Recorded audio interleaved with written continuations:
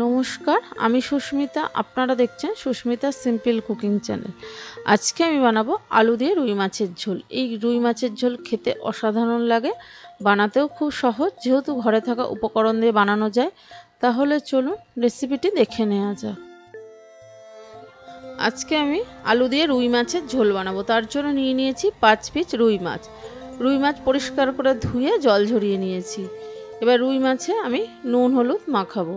ওর জন্য প্রথমে দিয়ে দেব নুন, তার সাথে দিয়ে দেব হলুদ গুঁড়ো। হলুদ দিয়ে ভালো করে ডলে ডলে মাছের গায়ে মাখিয়ে নেব।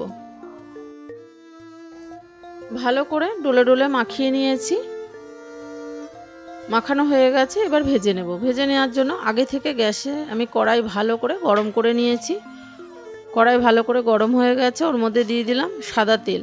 তেলও প্রথমে ভালো করে গরম করে নেব। তেল ভালোভাবে গরম হয়ে গেছে, এবার যে মাছগুলো নুন হলুদ মাখিয়েছিলাম সেই মাছগুলো এক এক করে তেলের মধ্যে দিয়ে দেব। কড়াই ভালো করে গরম করে নিলে তাহলে আর মাছ কড়াইয়ের গায়ে লেগে যাবে না। একবারেই আমি 5 পিস মাছ দিয়ে দেব। প্রথমেই মাছ দিয়ে আমি উল্টাতে যাব না, 1-2 সেকেন্ড হতে দেব, তারপরে আমি খুন্তি দিয়ে উল্টে দেব। যেহেতু আজকে আমি আলু দিয়ে রুই মাছের ঝোল বানাবো, ওর জন্য মাছ খুব কড়া করে ভাজবো না, যাতে হালকা লাল হয় সেই রকমভাবে মাছ আমি ভেজে নেব।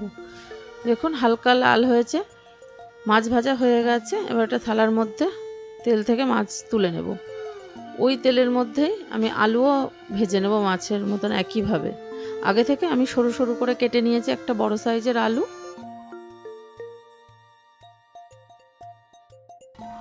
আলুও দিয়ে আলুর মধ্যে আমি নুন হলুদ মাখাইনি, যেহেতু মাছে মাখিয়েছি, ওর জন্য একইভাবে উল্টে পাল্টে লাল করে আলুও ভেজে নেব।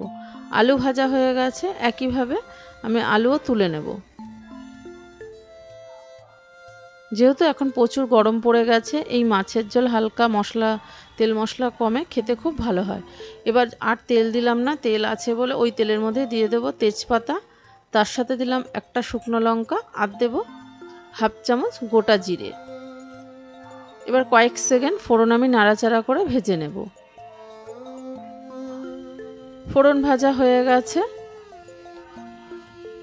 এবার ওই তেলের মধ্যে আমি আগে থেকে 2টো পেঁয়াজ বড় সাইজের জিরি করে কেটে নিয়েছি, পেঁয়াজ দিয়ে দিলাম। যেহেতু 5 পিস মাছ খুব বেশি না, ওর জন্য পেঁয়াজ আমি 2টো দিয়েছি।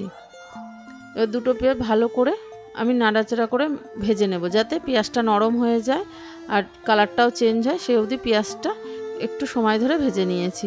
পেঁয়াজ ভাজা হয়ে গেছে, পেঁয়াজের মধ্যে দিয়ে দিলাম 1 চামচ আদা বাটা, তার সাথে দেব একটা বড় সাইজের টমেটো, আমি বেটে রেখেছিলাম, টমেটোটাও দিয়ে দিলাম।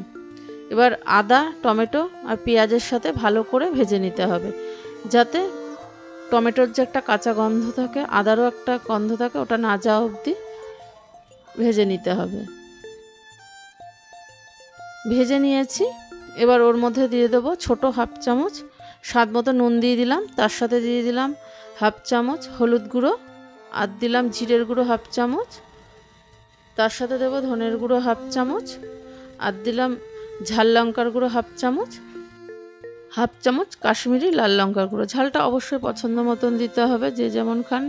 এবার ভালো করে শুকনো মশলা পেঁয়াজের সাথে টমেটোর সাথে ভালো করে নাড়াচাড়া করে কষিয়ে নেব। মশলা যত কষানো হবে মাছের ঝোল খেতে তত টেস্ট হবে। এবার কষাতে কষাতে দিয়ে দিলাম আলু। আলু দিয়েও প্রথমে ভালো করে মিশিয়ে নেব। তাপ আমি মিডিয়ামে আছে, বাড়িয়ে দিইনি, বাড়িয়ে দিলে পুড়ে যেতে পারে, যেহেতু গুঁড়ো মশলা দেয়া।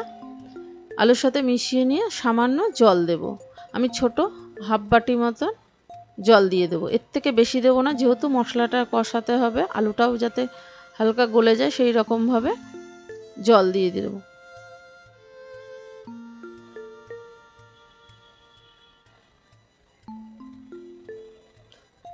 এবার চাপা দিয়ে আমি মিডিয়াম তাপে 3 মিনিট মতন হতে দেব। 3 মিনিট পর ফিরে এসে ঢাকাটা খুলে আবারও ভালো করে নাড়াচাড়া করে দেখে নেব। মশলাটা ভালো করে কষানো হয়ে গেছে, মশলা থেকে তেল ছেড়ে দিয়েছে। এবার আমি জল দিয়ে দেব। প্রথমে আমি 1 গ্লাস জল দিয়ে দিলাম, এবার জল লাগলে আরেকটু দেবো। ভালো করে জল দিয়ে প্রথমে দেখে নেব, যেহেতু মাছের ঝোল একটু জল বেশি দিলে মাছের ঝোল খেতে ভালো লাগে। এবার দেখে নেওয়ার পর আরেকটু মনে হয় জল লাগবে।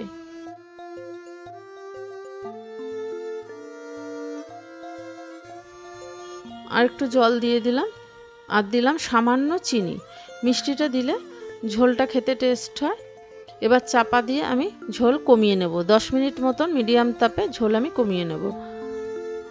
10 মিনিট পর ফিরে এসে ঢাকাটা খুলে দেখে নিচ্ছি ঝোল কতটা কমেছে। দেখুন ঝোলটা কমে গেছে।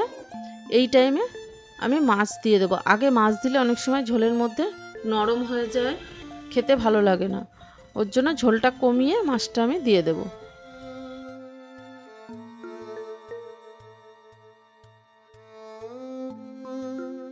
মাছ দিয়ে ঝোলের মধ্যে উল্টে পাল্টে, মানে ঝোলের মধ্যে যাতে ঝোলটা ঢোকে সেই রকমভাবে মাছটা দিয়ে দিয়েছি। দিয়ে দিলাম 2টো চেরা কাঁচা লঙ্কা, দিয়ে চাপা দিয়ে আমি 2-3 মিনিট মতন ফুটিয়ে নেব।